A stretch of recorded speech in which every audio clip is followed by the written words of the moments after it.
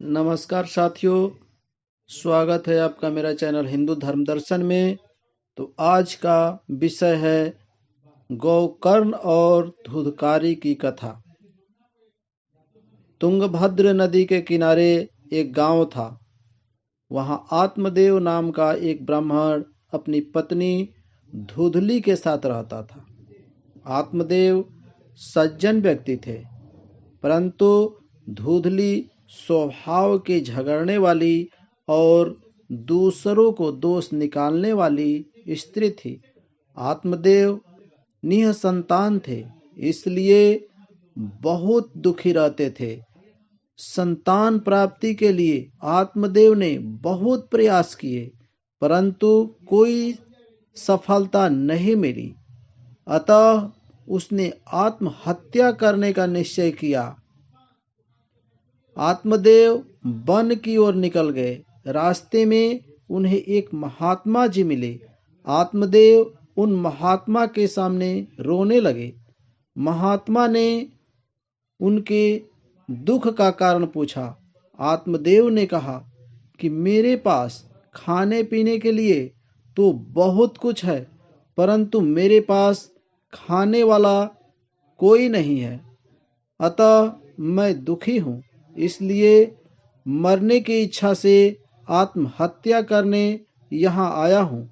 संतान के लिए मैं इतना दुखी हूँ कि सब सूना सूना लगता है। जिस गाय को पालता हूँ वह भी बाज हो जाती है। जो पेड़ लगाता हूँ वह भी फलता फूलता नहीं है। मैं बहुत अभागा हूँ।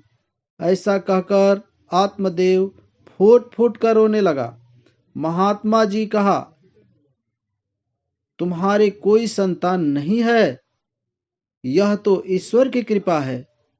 जिसके कोई संतान नहीं होती वह तो सभी ऋणों से मुक्त है। अतः हे ब्राह्मण, पुत्र लालसा का मोह त्याग दो, क्योंकि पुत्र की कामना से धन की, संसार की भी इच्छाएं जागेगी और तुम परमात्मा से दूर हो जाओगे। प्रतिकूलता में भी जो परमात्मा की कृपा का अनुभव करता है वही सच्चा वैष्णव भक्त है, उसी के सद्गति है। आत्मदेव ने कहा, आपके उपदेशों से मेरी मुक्ति नहीं होगी। मुक्ति के लिए तो पुत्र ही चाहिए। महात्मा जी मुस्कुराते हुए बोले, शास्त्रों में लिखा है कि पुत्र से मुक्ति नहीं है। जो मनुष्य परमात्मा के लिए जीता है और तन मन धन से परमात्मा के पूर्ण समर्पित है, वही मुक्त है।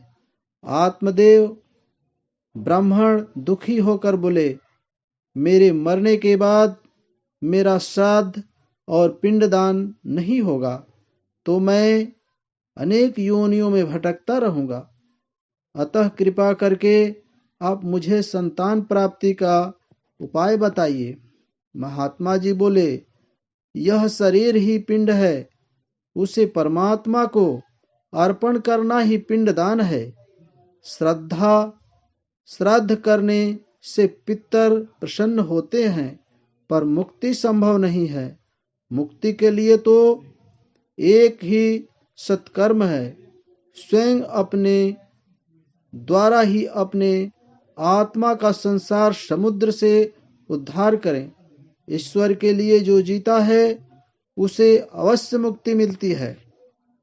परंतु आत्मदेव को महात्मा के वचन न सुहाए और उसने कहा, महात्मा जी, मुझे तो आप पुत्र दे दीजिए, नहीं तो मैं आपके सामने ही प्राण त्याग दूंगा, जिसका दोष आपको भी लगेगा। आत्मदेव के हठ एवं दुराग्रह को देखकर महात्मा जी ने उसे एक फल देते हुए कहा, इसे तुम अपनी पत्नी को खिला देना, इससे उसके एक पुत्र होगा। तुम्हारी स्त्री को 1 साल तक सात्विक जीवन जीना होगा। यदि वह ऐसा करेगी तो बालक शुद्ध स्वभाव वाला होगा। आत्मदेव खुशी खुशी फल लेकर लौटा और अपनी पत्नी को फल दिया। धूधली ने फल नहीं खाया। अनेक कुतर्क सोचने लगी, अरे गर्भावस्था में तो भारी कष्ट उठाना पड़ेगा, झंझट ही झंझट है। मैं बालक का लालन पालन कैसे करूंगी? और इस फल के रूप में सुखदेव जैसे बालक आ गया और 12 वर्ष तक मैं गर्भवती रही, तो मैं तो मर ही जाऊंगी। धूधली ने अपनी छोटी बहन से सारी बात कही तो उसने युक्ति बताई, मैं गर्भवती हूँ, मुझे बालक होने वाला है, तो ऐसा करती हूँ कि मैं तुझे अपना बालक दे दूंगी। तू आज से ही गर्भवती होने का नाटक कर और ये फल गाय को खिला दे। महात्मा जी का भी पता चल जाएगा कि कितना शक्तिशाली उनमें है। समय बीतने पर धूधली अपने बहन के पुत्र ले आई और पति को बोला कि मुझे बेटा हुआ है। बड़ा भारी उत्सव मनाया गया, नामकरण संस्कार हुआ। स्वयं का नाम आत्मदेव था, तो उसके बेटे का नाम ब्रह्मदेव रखने का सोचा, पर धूधली फिर झगड़ गई। मेरा बेटा है तो नाम आप कैसे रखोगे? आत्मदेव बोले, भाई तू ही रख ले।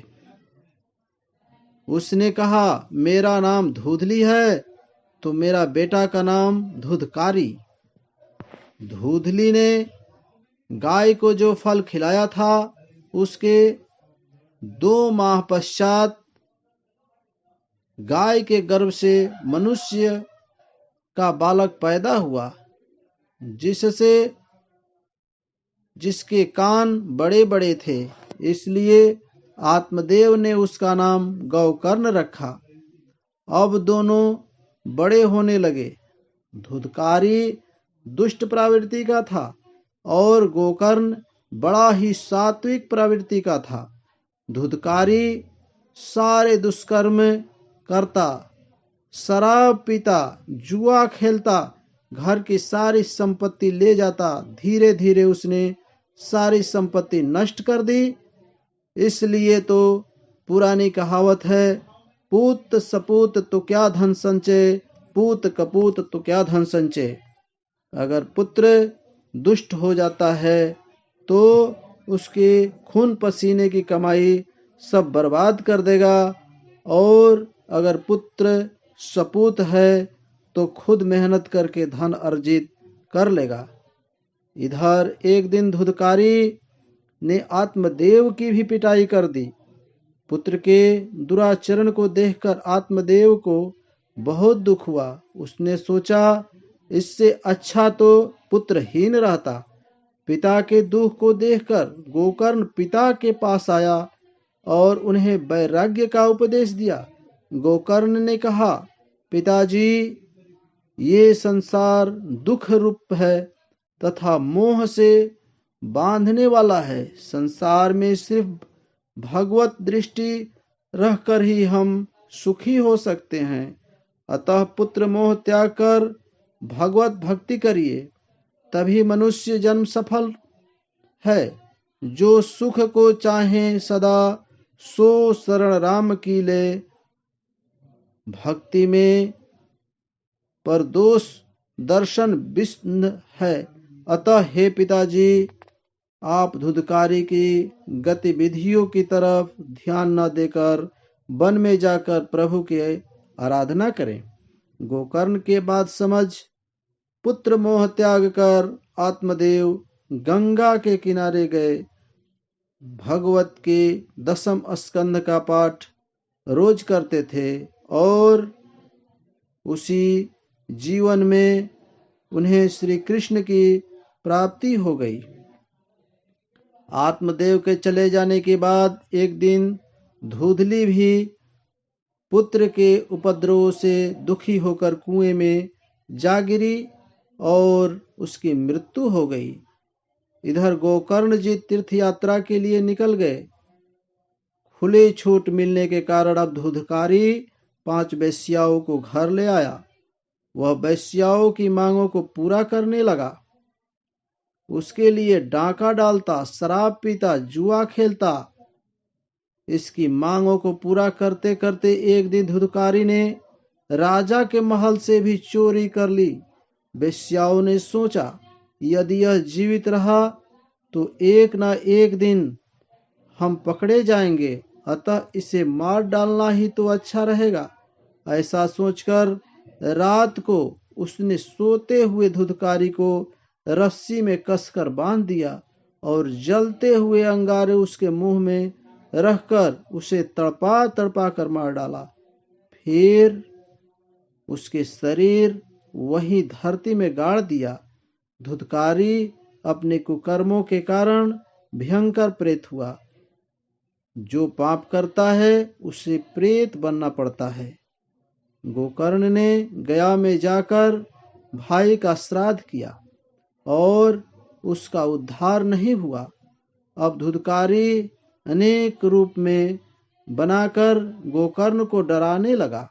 गोकर्ण इतने गायत्री मंत्र का जाप करते थे कि वे उनके पास नहीं आ सकता। प्रेत योनि तामस योनि है। जो सात्विक मंत्रों का जाप करता है, प्रेत उसके पास नहीं आ सकता। गोकर्ण ने पूछा, तुम कौन है?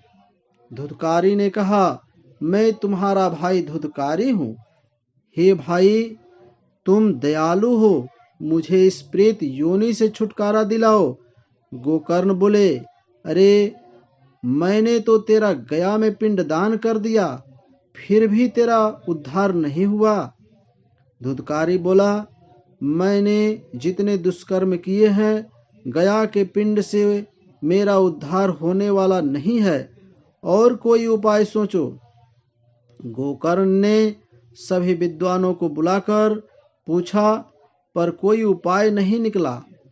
अब गोकर्ण ने सूर्य देव को नमन किया और कहा, आप सबके कर्मों के साक्षी हैं। हम प्राय करते हैं और कोई नहीं देख रहा है, पर भगवान तो देख ही रहे हैं, क्योंकि सूर्य और चंद्रमा भगवान के 2 नेत्र हैं। आप किसी से भी कोई चोरी बचा सकते हैं और सूर्य और चंद्रमा से बचा नहीं सकते। यद हे भगवान के यही गवाही है आपके कर्मों की। तो सूर्यदेव ने से गोकर्ण ने पूछा, आप इसके कर्मों के साक्षी हैं, आप ही बताइए इसका उद्धार कैसे होगा। सूर्यदेव ने कहा, इसको भगवत सप्ताह सुनाओ, तभी इसकी मुक्ति संभव है, और दूसरा कोई उपाय नहीं है। गोकर्ण ने भगवान का भागवत सप्ताह का आयोजन किया। प्रेत तो हवा के रूप में होता है। धुंधकारी सोचने लगा, कहाँ बैठूं? वहां एक 7 गांठ का बांस रखा था, उसी में छिपकर वो बैठ गया। बहुत से लोग भगवान भगवत के इसमें 7 गांठ का बांस लगाते हैं। यदि संदेह है कि परिवार का कोई सदस्य प्रेत बन गया है, तो अवश्य लगाना चाहिए। पहले दिन की कथा में पहली ग्रंथि का भेदन हो गया, दूसरे दिन दूसरी गांठ का। इस तरह 7 दिनों के 7 गांठ का भेदन करते हुए धुंधकारी दिव्य रूप धारण करके भगवान के पार्षद के रूप में प्रकट हो गया। धुंधकारी को लेने भगवान का विमान आया। इस कथा के अंतिम चरण में महत्वपूर्ण बात यह है कि भगवत कथा तो बहुत से लोगों ने सुनी, परंतु सिर्फ धुंधकारी को लेने भगवान का विमान क्यों आया? तो इसका उत्तर सबने कथा संसारिक सुखों को प्राप्त करने के लिए सुनी और धुरकारी ने पूरी श्रद्धा, प्रेम और विश्वास से भगवत धाम जाने के लिए सुनी। इसीलिए उसे लेने विमान आया। संसारिक आनंद से ऊपर है भगवत आनंद। संतों को बात का विश्वास करके हमें भी पूरी श्रद्धा प्रेम के साथ कथा सुननी चाहिए, जिससे हमारा भी भगवान से प्रेम हो और नित्य आनंद की प्राप्ति हो। साथियों, आज बस इतना ही। अगर आपको मेरी वीडियो अच्छी लगी हो तो वीडियो को लाइक कीजिए, शेयर कीजिए और मेरे चैनल को सब्सक्राइब कीजिए। साथ में बेल आइकन को भी दबा दीजिए। वीडियो देखने के लिए बहुत बहुत धन्यवाद। जय श्री राम। आपका दिन शुभ हो।